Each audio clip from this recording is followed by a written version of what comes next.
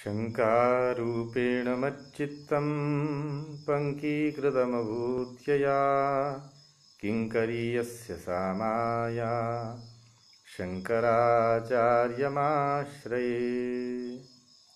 नमः शङ्करशारदाभ्यां श्रीगुरुभ्यो नमः।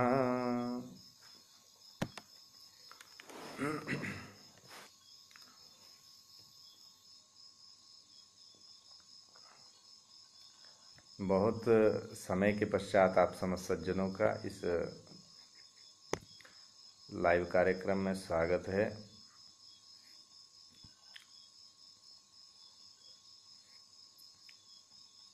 जितने भी समस्त सज्जन हैं, आप समस्त सज्जनों को हमारी पक्ष से और हमारे समस्त धर्म प्रचारक मित्रों की पक्ष से आपको बहुत बहुत हार्दिक स्वागत और बहुत बहुत साधुवाद कि आप समस्त सज्जन जो है इस लाइव चर्चा विषय को यथा समय यथा काल देखते हैं। सज्जनों, आप समस्त सज्जनों का स्वागत है। आप अधिकाधिक पहले इसका जो है इसे शेयर कर दीजिए, अधिकाधिक इसे शेयर करिए, अधिकाधिक इसे दूसरे ग्रुपों में रखिए और तब हम विषय को प्रारंभ करेंगे। और जितने भी समस्त ब्राह्मण भूदेव हैं, उन समस्त ब्राह्मण भूदेवों के चरणों में भी वंदन, कोटिशः वंदन, भूरिशः प्रणाम। तो धर्म की जय हो, अधर्म का नाश हो, इस विषय को मन में रखकर हमारा ये कार्यक्रम अनवरत निरंतर रूप से जो है चलेगा। इसमें आप सब सज्जन सहयोगी बनिए, अधिकाधिक प्रचार करिए, इसका अधिकाधिक शेयर करिए, अधिकाधिक ग्रुपों में रखिए, अपने सज्जनों को टैग करिए। समस्त सज्जनों को यहाँ उपस्थित करेंगे तो बहुत ही यह आनंददायक होगा। हमारा बहुत समय से ये विषय श्रृंखला चली एक संस्कार के ऊपर, संस्कार विमर्श। इस प्रकार से संप्रति अभी तक हमने जो है संस्कार के विषय का 9 भाग हमने प्रस्तुत कर दिए। अब संप्रति हमारा जो है संस्कार विमर्श का यह जो है 10वां भाग आप समस्त सज्जनों के समक्ष उपस्थित है। जितनी भी प्रवृत्ति रहती है आप समस्त सज्जनों के हितार्थ ही, अतः अधिकाधिक इसे शेयर करना चाहिए। इस 10वां संस्कार विमर्श जो ये कार्यक्रम है, उसका जो ये भाग है वह कौन सा भाग है? गर्भाधान संस्कार हमने कह दिया, सब प्रमाण। संप्रति पुंसवन जो द्वितीय संस्कार है, पुंसवन संस्कार, उसके विषय में हम सब प्रमाण यहाँ चर्चा करेंगे। आप समस्त सज्जन जो है ध्यान से रखें। अधिकाधिक शेयर इसलिए कहते हैं ताकि समस्त सज्जनों को अपने संस्कार का ज्ञान हो और वे उससे संस्कार करें और ऐसी उत्तम उत्तम संतति हम प्राप्त करें। यह हमारा लक्ष्य होना चाहिए, कर्तव्य होना चाहिए। अतः आगे से करें, प्रचार करें अधिकाधिक। अस्तु, विषये आगच्छामः वयं। तत्र तावत् संस्कारेषु द्वितीय संस्कारः भवति पुंसवन इति नाम्ना। अस्माभिः इतः पूर्वं संस्कार विमर्श इत्यस्य 9 भागाः सम्यक्तया सप्रमाण अत्र प्रतिपादिताः। सम्प्रति संस्कार विमर्शस्य अयं भवति 10मः भागः। तत्र भवतां समेषां सज्जनानां स्वागतं व्याहरामि। भवन्तः सावधान भूत्वा शृण्वन्तु इति प्रार्थये। अनादि सृष्टि परंपरा के संरक्षण हेतु परब्रह्म परमात्मा ने अखिल धर्म का मूल वेदों को प्रदान किया है। अपौरुषेय वेद श्रुति है और उन पर आधृत जो है धर्म शास्त्र क्या है? स्मृति है। श्रुतिस्तु वेद विज्ञेयो धर्मशास्त्रं वै स्मृति इति मनुस्मृतौ। श्रुति स्मृति पुराणादि के आलय सर्वज्ञ भगवत्पाद श्री आद्य शंकराचार्य जी ने श्रीमद् भगवत गीता भाष्य के आरंभ में स्पष्ट किया है कि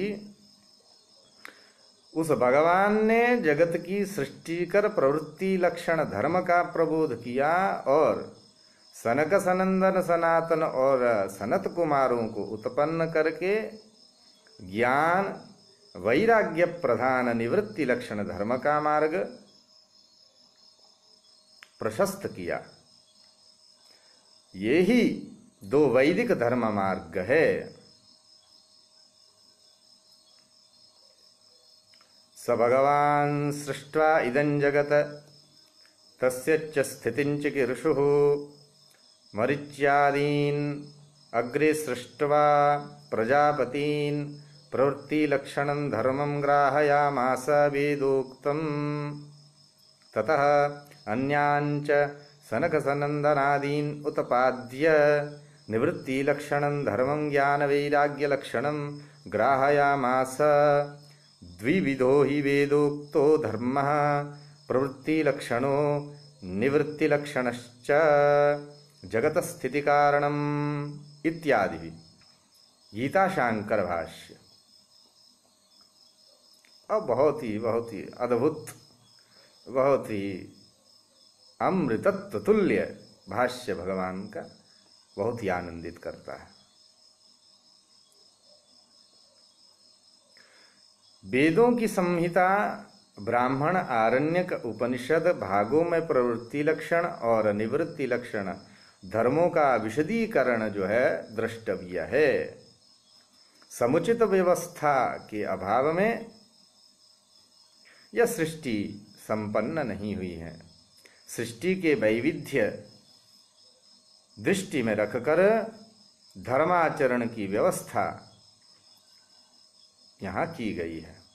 प्रवृत्ति लक्षण और निवृत्ति लक्षण धर्म एतदर्थ ही है कि धर्मो रक्षति रक्षितः का अर्थ यही है कि इहलोक और परलोक के अभ्युदय तथा निश्रेयस की सिद्धि के लिए वेदोक्त धर्म मार्ग का अनुसरण करना चाहिए। सबके हित को दृष्टि में रखकर वेदोक्त धर्माचरण के निमित्त हमारे आदरणीय ऋषि मुनियों ने युगानुरूप अथवा देश काल के अनुसार स्मृति ग्रंथों के प्रणयन द्वारा सरल और सुबोध रीति से धर्माचरण विधान को जो है स्पष्ट किया गया। श्रुत्यर्थ प्रतिपादक ये ही ग्रंथ धर्मशास्त्र के ग्रंथ है। पुराणों में भी श्रुति स्मृति सारभूत तत्व निहित है। परमेश्वर ने यह सृष्टि क्यों की है और इसका रहस्य क्या है, यह प्रश्न उत्पन्न हो सकता है। मनीषियों ने नाना प्रकार से इस प्रश्न का समाधान किया है। शिवानंद लहरी में कहा गया है और छंद शार्दुल विक्रीडित क्रीडार्थम सृजसि प्रपंचमखिलम क्रीडा मृगास्ते जनाः यत् कर्माचरितं मया च भवतः प्रत्यैर्भवत्येव तत्। शंभो स्वस्य कुतूहलस्य करणं मच्चेष्टितं निश्चितं नित्यं मामकरक्षणं पशुपते कर्तव्यमेव त्वया। अर्थात ये शंभो अखिल प्रपंच यानी जगत की सृष्टि तुम अपनी क्रीड़ा के लिए करते हो एवं यहाँ के लोग तो तुम्हारी क्रीड़ा के मृग हैं। मुझसे जो कर्म आचरित हैं वे तुम्हारी प्रीति के लिए ही है। मुझ द्वारा जो किया गया है वह तुम्हारे कुतूहल का साधन है अतएव हे पशुपते, मेरी नित्य रक्षा करना ये तुम्हारा कर्तव्य ही है। जिस सृष्टिकर्ता ने अपनी इतनी व्यापक सृष्टि की है, क्या वह नहीं जानता कि यहाँ के जीवों को कैसे रखना चाहिए? इसलिए मनुष्य की सृष्टि उसकी प्रकृति के अनुसार हुई है और यहलोक तथा परलोक में श्रेय प्राप्ति की सृष्टि से संस्कारों का विधान निश्चित हुआ है। इन विधानों को कर्तव्य समझना चाहिए। जगत में जो भी वस्तु है उसका संस्कार उसके सौंदर्य का अथवा आकर्षण का कारण बनता है।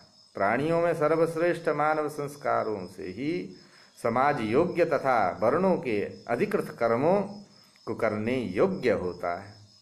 संस्कारों से उसका आत्मविकास होता है और वह लक्ष्य प्राप्ति के पथ पर अग्रसर हो सकता है। संस्कार माने क्या? संस्कार तो विहित क्रियाजन्य तथा पापनाशक है। स्मृतिकारों ने संस्कार के विषय में कहा है, तत्रात्म शरीरन्यतर निष्ठो विहित क्रियाजन्योतिशय विशेषः संस्कारः सच द्विविधः एकस्तावत् कर्मान्तराधिकारेऽनुकूलः यथोपनयन जन्यो वेदाध्ययनाद्याधिकारापादकः अपरस्तु तपन्नद्दुरितमात्रनाशको यथा बीजगर्भसमुद्भवै नो निवर्हणो जातकर्मादिजन्यः। अर्थात संस्कार तो आत्म शरीर अन्यतर निष्ठ विहित क्रियाजन्य अतिशय है। वह दो प्रकार का है। एक तो दूसरे कर्मों की योग्यता का हेतु है, जैसे उपनयन आदि से प्राप्त होने वाला संस्कार वेदों के अध्ययन की योग्यता हेतु है। दूसरा जो पाप प्राप्त होता उसका नाशक है, जैसे जन्म ग्रहण करने से पूर्व गर्भ के कारण समुत्पन्न दुरित को दूर करने के लिए किया जाने वाला जात कर्म आदि से प्राप्त होने वाला संस्कार है।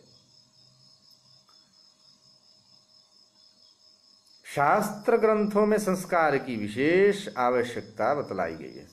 संस्कार के अभाव में मनुष्य का जन्म व्यर्थ समझा जाता है। कहा है, संस्कार रहिता ये तु तेषां जन्म निरर्थकम।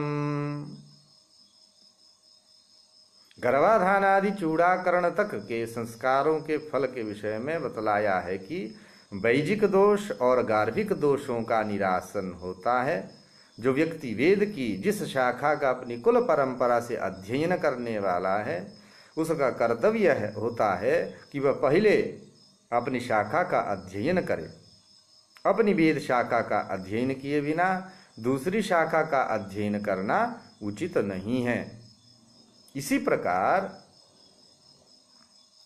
जो जिसका शाखा का गृह्य सूत्र है, श्रौत सूत्र आदि है, उसको उस सूत्र के अनुसार अनुष्ठान भी सर्वथा कर्तव्य है। अंगिरा का कथन है कि स्वगृह्य सूत्र में कथित सभी संस्कार यथोक्त रीति से संपन्न करने चाहिए, अन्यथा ऐहिकामुष्मिक फल की प्राप्ति नहीं होती। स्वे स्वे गृह्ये यथा प्रोक्ता तथा संस्कृतयोऽखिलाः कर्तव्या भूति कामेन नान्यथा सिद्धिमृच्छति इति अंगिरा। ऋषि मुनियों ने स्वशाखा सूत्र त्याग को दोष माना है। जानबूझ कर अथवा अज्ञान से जो स्वशाखा सूत्र का परित्याग कर कर्माचरण करता है, वह उसके फल का भागी ना होकर के पतित हो जाता है। ससूत्रोक्तं परित्यज्य यदन्यत् कुरुते द्विजः अज्ञानादथवा ज्ञानात् यतनेन पतितो भवेत्। अतः सभी संस्कारों को अपने अपने गोत्र में कही वेद शाखा संबंधित गृह्य सूत्रों में निर्दिष्ट पद्धति से ही करना चाहिए, ये सिद्ध होता है। पूर्व के हमारे लाइव वीडियो में गर्भाधान और गर्भाधान के बाद आचरण करने योग्य आचरणों की चर्चा कर ही दी गई है। अब गर्भ के कौन से मास में क्या खाना पीना चाहिए, यह विचार करने के बाद पुंसवन संस्कार पर विचार करेंगे। गर्भावस्था में शिशु अपने पोषण के लिए मां पर निर्भर रहता है। इस दौरान मां को सामान्य की अपेक्षा 300 कैलोरी से अधिक ऊर्जा सेवन करना पड़ता है। अतः उसे विशेष ऊर्जा, शक्ति तथा पोषक तत्वों की आवश्यकता पड़ती है। इस संबंध में यहाँ सूचित किया जाता है दूध, दूध से बने पदार्थ, अखरोट, बादाम, पिस्ता आदि, ये कैल्शियम, इनसे जो है कैल्शियम प्राप्त होता है, जो भ्रूण की हड्डियों एवं दांतों के विकास के लिए जो है अत्यंत आवश्यक पोषक तत्व है। सूखे फल, हरी पत्तेदार सब्जियां, ताजे फल आदि से आयरन प्राप्त होता है, जो भ्रूण के रक्त कोशिकाओं के निर्माण के लिए बहुत आवश्यक है। ताजे फल, हरी सब्जियां, भिगोए हुए अनाजों में अंकुर वाले अनाज को ग्रहण नहीं करना, उससे दोष लगेगा। अंकुर वाले अनाज को ग्रहण नहीं करना, भिगोए हुए अनाज बस मात्र, अंकुर ना आए उसके अंदर। सलाद आदि से जो है जितना भी पोषक तत्व है, नाल तथा आयरन के शोषण के लिए है। हरी पत्तेदार सब्जियां, अनाज आदि के जितने भी फॉलिक एसिड जो शिशु के स्नायु तंत्र के विकास के लिए है, अनाज दाने इत्यादि के से जिंक जो बच्चे के उत्तकों के विकास के लिए है, कैल्शियम, फास्फोरस तथा विटामिन डी प्राप्त करने के लिए गर्भिणी को चाहिए कि वह सिर पर तौलिया रखकर प्रतिदिन थोड़ी देर तक ताजी धूप लेती रहे। थोड़ा आधुनिक विषय में भी थोड़ा समझ आते, लोगों को आधुनिक भी ज़रा जल्दी पता लगता है। कैल्शियम की कमी के कारण बच्चों को सूखा रोग हो जाता है तथा उनके दांत जीवन भर खराब रहते हैं। इसलिए गर्भवती महिला के आहार का विशेष ध्यान रखना चाहिए। प्रथम तो पहले महीने के दौरान सुबह शाम मिश्री मिला दूध पीना चाहिए। के समय जो है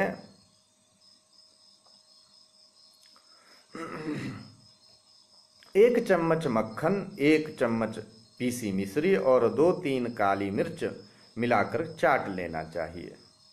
उसके बाद नारियल की सफ़ेद गिरी के 2-3 टुकड़े खूब चबा चबा करके खा लें और अंत में 5-10 ग्राम सौंफ खूब चबा चबा कर खाएं। ध्यान रहे कि अष्टमी तिथि में नारियल नहीं खाना है, इस बात का ध्यान रखें। द्वितीय, दूसरा महीना शुरू होने पर रोजाना 10 ग्राम शतावरी का बारीक पाउडर और पीसी मिश्री को दूध में डालकर उबालें। जब दूध थोड़ा गर्म रहे तो इसे घूंट घूंट करके पी लें। पूरे माह सुबह और रात में सोने से पहले इसका सेवन करें। तृतीय मास, तीसरा महीना शुरू होने पर सुबह शाम 1 प्याला ठंडे किए गए दूध में 1 चम्मच शुद्ध देसी गाय का घी और 3 चम्मच शहद घोल कर पिएं। इसके अलावा गर्भवती को तीसरे महीने से ही सोमघृत का सेवन शुरू कर देना चाहिए और 8वें महीने तक जो है जारी रखना चाहिए। चतुर्थ मास में क्या करना है? चौथे महीने में दूध के साथ मक्खन का सेवन करें। 5वें महीने में सुबह शाम दूध के साथ 1 चम्मच शुद्ध देसी गाय के घी का सेवन करें। 6वें महीने में भी शतावरी का चूर्ण और पिसी मिश्री डालकर दूध उबालें, थोड़ा ठंडा करके पीना चाहिए। 7वें महीने में भी 6ठे महीने की तरह ही दूध पिएं, साथ ही सोमघृत का सेवन बराबर वह गर्भिणी करती रहे। 8वें महीने में भी दूध, घी, सोमघृत का सेवन जारी रखना चाहिए, साथ ही शाम को हल्का भोजन करें। इस महीने में गर्भवती को अक्सर जो कब्ज या गैस की शिकायत रहने लगती है, इसलिए तरल पदार्थ ज़्यादा लें। यदि कब्ज फिर भी रहे तो रात में दूध के साथ 1-2 चम्मच इसब घोल लें और 9वें महीने में खान पान का सेवन 8वें महीने की तरह ही रखें। बस इस महीने में सोमघृत का सेवन बिल्कुल जो है बंद कर देना चाहिए। कोई भी दवा सामान्य से सामान्य भी लेने से पूर्व आयुर्वेदिक चिकित्सालय की सलाह लें। पूर्व भी चर्चा हमने की थी कि गर्भावस्था के समय आयुर्वेदिक से भिन्न दवाएं द्विजों के लिए उचित नहीं हैं। आयुर्वेदिक दवा लेना है तो आयुर्वेदिक ही लेना है, ये एलोपैथी का नहीं लेना है। इन्हीं दवाओं से बालकों में कुछ संस्कारों का प्रत्यारोपण हो जाता है, हमने बहुत विस्तार से उसमें कहा। अतः यंत्र युग में कहते हैं ना, जस्ट डायल गूगल आदि पर आयुर्वेदिक हॉस्पिटल, स्टोर्स आदि सर्च करने पर आसानी से अपने स्थानीय प्रदेशों में प्राकृतिक चिकित्सक जो है प्राप्त हो जाएंगे। शास्त्रों में तो कहा है कि अपने घर पर ही प्रसूति करवाना उचित है, क्योंकि 4 मास की जब तक संतान नहीं होती तब तक बिना गृह निष्क्रमण संस्कार किए सूर्य आदि के प्रकाश में शिशु को लाना चैतन्यात्मक अंगों तथा आंखें, इन आंखों को कमजोर करता है और पूतना आदि बालक ग्रह नामक ऊपरी उपद्रव बालकों के लिए अनिष्टकर्ता माने गए हैं। जात कर्म संस्कार की चर्चा के बाद इन उपद्रवों के उपाय की चर्चा करेंगे। गौशाला में जाकर या वैयक्तिक रूप से प्रतिदिन गायों की सेवा आदि सपर्या करने से गाय माता की कृपा से संतान संबंधित समस्या दूर होती है। वस्तुतः शास्त्रों में वर्णित स्वस्वेद शाखा अनुसार संस्कार विधा के द्वारा यदि माता पिता अपने बच्चों को सुसंस्कृत करें तो वह बालक वास्तविक मानव बन सकता है। वेद विरुद्ध आचरण होने पर मानव का मानव धर्म जो है निभाना असंभव है। मनुष्य की मनुष्यता वेदानुकूल आचरण करने में ही सिद्ध होती है। योग वासिष्ठ का यह श्लोक इस तथ्य को बहुत ही संपुष्ट करता है। येषां गुणेष्व संतोषो रागो येषां श्रुतं सति सत्यमव्यसनिनो ये च ते नराः पशवो परे।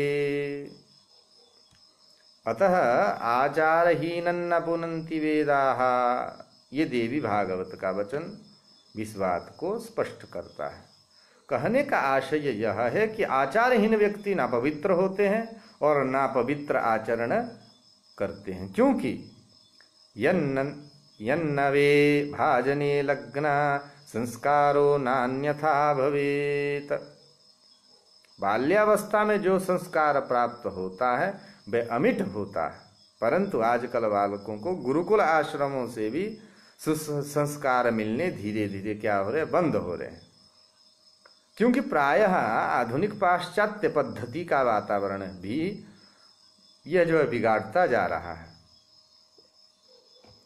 जो अत्यंत दुख की बात है। आज भी यदि वेद विहित आचरण कराएं तो मानव का अभ्युत्थान होना जो है सुनिश्चित है। धन दौलत बढ़ाने से मानव की अभ्युन्नति नहीं होगी। रावण के पास होने की लंका थी, किंतु संस्कारहीन होने से लंका का एवं उसके संबंधियों का विनाश हो गया। उसी परिवार में विभीषण कुसंस्कारी था, अतः उसे मर्यादा पुरुषोत्तम, जो सुसंस्कारी था, अतः उसे मर्यादा पुरुषोत्तम भगवान श्री राम का सानिध्य मिला। और जब परम प्रभु परमात्मा का सानिध्य मिल गया तो समझिए कि जीवन जो है कृतकृत्य हो गया तथा प्रभु का अनुग्रह प्राप्त हो गया। 7 चिरंजीवियों में आज भी कहीं ना कहीं पौलत्स्य कुलतिलक विभीषण विद्यमान है। जन्म तिथि के सुअवसर पर मार्कंडेय पूजन वर्धापन विधा में आज भी पूजनीय है। अश्वत्थामा बलिर्व्यासो हनुमांश्च विभीषणः कृपः परशुरामश्च सप्तैते चिरंजीविनः।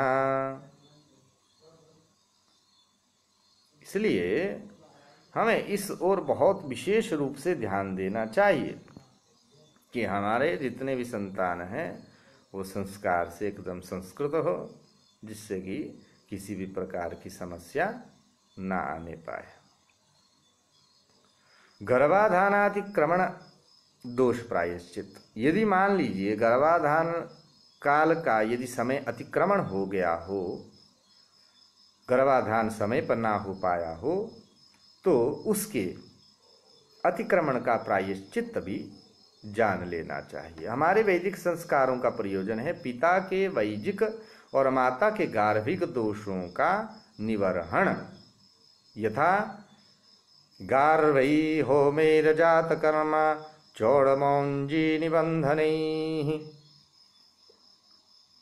वैजिकं गार्भिकं चैनो द्विजानाम् अपमृज्यते इति मनुस्मृतौ 2 अध्याय का ये 27वां यह श्लोक है। इस कारण से विधान पूर्वक गर्भाधान न करने में जितना दोषी पिता है, उतनी ही दोषी पति को कर्तव्य का भान न कराने में और स्वैच्छिक जातीय सुख भुगतने में पत्नी भी दोषी है।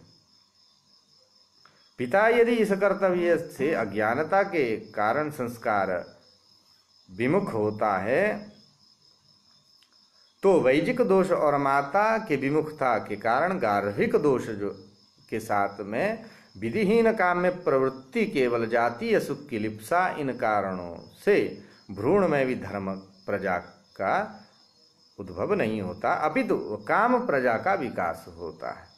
वर्तमान द्विजों का वेदाध्ययन आदि कर्तव्य विमूढ़ों के लिए उचित वेद और वेद व्रतादिक्रमण सहित वेद के अतिक्रमण के चांद्रायण, ब्रह्मचर्य कर्मलोप के लिए चांद्रायण और वेद व्रतों के अतिक्रमण के लिए एक एक यथा 4 प्राजापत्य तथा गर्भाधानातिक्रमण के लिए 3 प्राजापत्य, कुल मिलाकर के 4 जमा 3 7 प्राजापत्य और 2 चांद्रायण प्रायश्चित। चतुर्वर्ग चिंतामणि में यह विषय प्रायश्चित खंड में यह आया। पृष्ठ 525, 528, 531 और 507 पर आप देख सकते हैं। यह प्रायश्चित कब करना चाहिए? सामान्यतः स्त्री की ऋतुकाल 16 रात्रियां होती हैं और जब तक स्त्री जन्म राशि से अनुपचय स्थान में आने वाले चंद्रमा पर मंगल की दृष्टि का संबंध नहीं होगा तथा पुरुष की राशि से उपचयस्थ में चंद्रमा पर गुरु की दृष्टि संबंध नहीं होगा, तब तक गर्भ ठहर नहीं सकेगा। कुजेन्दु हेतु प्रतिमा समार्तवं गते तु पीडक्षमनुष्णदीधितौ अतोन्य थास्ते शुभपुंग्रहेक्षिते नरेण संयोगमुपैति कामिनी। बृहज्जातक निषेकाध्याय 4th अध्याय का प्रथम ये श्लोक है। स्त्रीणां गतोऽनुपचयर्क्ष मनुष्णरश्मिः संदृश्यते यदि धरातनयेन तासां गर्भग्रहार्तवमुनशन्ति तदा नः बन्ध्या वृथा तुराल्प वयसामपि। इसलिए गर्भाधान संस्कार का प्रारंभिक कर्म यथा संस्कार के संकल्प पूर्वक गणपति पूजन, पुण्याह वाचन, मातृका पूजन, नांदी श्राद्ध, गर्भधान आदि होम केवल प्रथम समय होना है, परंतु गर्भाधान की प्रधान क्रिया का महत्व तो तब सार्थक होती है कि जब जब संतानोत्पत्ति की कामना से पत्नी के साथ संयोग हो और दैव योग वशात गर्भ का आधान हो। इस प्रधान गर्भाधान प्रधान विधा की क्रिया गर्भाधानांग, प्रथम सूर्यावलोकन, द्वितीय पत्नी की नाभि अभिमर्शन, चतुर्थ संयोग तथा पत्नी का पंचम हृदयालंबन के मंत्रों प्रमुख हैं। इसे प्रतिसंयोग समय किया जाना चाहिए। इस प्रकार के बिना गर्भाधान संस्कार के संयोग हो जाए तो दूसरे संयोग से पहले उचित 3 प्राजापत्य प्रायश्चित्त करना चाहिए। पत्नी को आधा प्रायश्चित्त उचित है। यह भी संभव ना हुआ तो पुंसवन संस्कार से पहले 2 गुना प्रायश्चित्त यथा 3 प्राजापत्य के 2 गुने 6 करना चाहिए। पत्नी को सार्ध प्राजापत्य का 2 गुना 3 प्राजापत्य करना चाहिए। काम कृते तद्विगुणम, इत ये जो है प्रायश्चित्त चित्तेंदु शेखर का यह वचन है। प्राजापत्य प्रायश्चित्त का पूर्ण पृथक पृथक क्रम संभव ना हो तो पादकृच्छ्र को चतुर्गुण विधा से करते हुए भी एक प्राजापत्य पूर्ण होता है। इस तरह द्वितीयादि संयोग से पहले मूल अथवा असंभवे पुंसवन से पहले 2 गुना प्रायश्चित्त करना चाहिए। प्रायश्चित्त यदि के चक्कर में यदि नहीं रहना चाहते तो आप समझ सज्जनों को ये देखना चाहिए कि संस्कार जो है उचित समय पर यथाकाल जो है शास्त्रोक्त विधि से हो। यदि नहीं हुआ तो प्रायश्चित्त करना पड़ेगा। यदि प्रायश्चित्त नहीं करेंगे तो आपकी संतान जो है उसमें समस्या रहेगी। संस्कारों के क्रम में ये जो पुंसवन संस्कार है द्वितीय संस्कार है। गर्भस्थ भ्रूण को सत्व या आत्मिक बल से करने के लिए यह संस्कार होता आया है। इसमें चंद्रमा, औषधि और पुंस संज्ञक नक्षत्र का प्रभाव के योग द्वारा मांगलिक मंत्रानुष्ठानों से गर्भस्थ भ्रूण को ऊर्जा और तेज प्रदान करने का सुयत्न होता है। इसलिए पुमान प्रसूयते येन तत्पुंसवनमिति, यह इसका जो है पुंसवन का अर्थ किया जाता है। जिस संस्कार के द्वारा निश्चित रूप से पुत्रोत्पत्ति होती है उसे पुंसवन संस्कार कहा गया है। गर्भ से पुत्र उत्पन्न हो इसलिए पुंसवन संस्कार का विधान है। गर्भात् भवेच्च पुंसूते पुंस्त्वरूप प्रतिपादनात्, यह स्मृति संग्रह का वचन है। आयुर्वेद के विद्वान बाघभट्ट ने अष्टांग हृदय में इसी संस्कार को पुत्री प्राप्ति करने में भी उपयुक्त माना है। बहुत हमारा संस्कार जितना भी सनातन वैदिक धर्म है संकुचित विषय का नहीं है। जिसे पुत्री चाहिए वो इसे पुत्री पाले, जिसे पुत्र चाहिए वो पुत्र पाले। बहुत ही अद्भुत सुंदर संस्कार है, इसे जानना चाहिए। अतः मूलतः भ्रूण में संस्कारों का उद्देश्य जो है कि वैजिक एवं गार्भिक दोष की निवृत्ति हो, यह आवश्यक होने से शिशु के जन्म से पूर्व प्रथम गर्भाधान, द्वितीय पुंसवन और तृतीय सीमंतोनयन संस्कार आदि वीर्य एवं गर्भ से उत्पन्न दोष करने के प्रयोजन में और गर्भ के भी संस्कार माने गए हैं। इसलिए प्रत्येक संतानोत्पत्ति के कारणभूत गर्भाधान, प्रतिगर्भ समय पुंसवन और सीमंतोनयन संस्कार को अवश्य करना चाहिए। पुम नामक नरक से त्राण करने के कारण ही पुत्र नाम पड़ा है। महर्षि मनु ने भी कहा है कि पुत्रेण लोकान जयति पौत्रेणानंत्यमश्नुते। मनुस्मृति के 9वां अध्याय का यह 137वां यह श्लोक। पुत्र से लोकों पर विजय और पौत्र से आनंत्य की प्राप्ति होती है। यह पारस्करिगृह्य सूत्र के 1.14.2 पर भी गदाधर भाष्य है कि गर्भ के कंपन से पहले अर्थात जब पेट में बच्चा कुछ हिलने डुलने लगे, गर्भाधान के प्रथम, दूसरे या तीसरे महीने में यह संस्कार करवाना चाहिए। पुरा गर्भस्पंदनात् भवतीति हेतोः शुद्धे द्वितीये वा मासे तृतीये वा मासे गर्भाधानाद् भवति, प्रथमे मासे वा पूर्णे भवति, द्वितीये वा तृतीये वेति। भाष्यकार गदाधर ने हेमाद्रि में कहे यम वचन को उद्धृत करते हुए भी कहा है कि प्रथम, द्वितीय अथवा तृतीय मासों में पुष्य प्रभृति किसी पुरुष नक्षत्र का योग जब चंद्रमा के साथ हो, तब गर्भ के संस्कार होने के कारण प्रतिगर्भ रहने के उचित समय पर दोहराया जाए। प्रथमे मासी द्वितीये वा तृतीये वा यदा पुन्नक्षत्रेण चंद्रमा युक्त स्यादिति गर्भ संस्कारत्वात् प्रतिगर्भामावर्त नियमेतत्।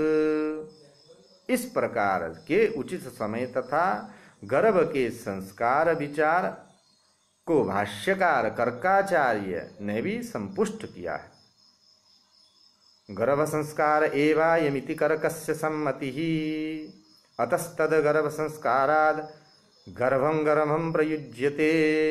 प्रथम, द्वितीय या तृतीय मास में यदि संभव ना हो तो केवल संस्कारों का अतिक्रमण ना हो, इसके लिए भी पारस्करिगृह्य सूत्र में पुरास्पंदत इति 1.14.2 इस सूत्र से जब गर्भ कुछ हिलने डुलने लगे तब सीमंतोनयन संस्कार से पूर्व भी करवाना चाहिए। इस वचन की पुष्ट्यर्थ भाष्यकार गदाधर ने बृहस्पति के वचन को उद्धृत इस प्रकार से किया है कि एतदेव पुरा गर्भचलनात् कृतं यदि सीमंतात् प्राक विधातव्यं स्पंदितेपि बृहस्पतिः।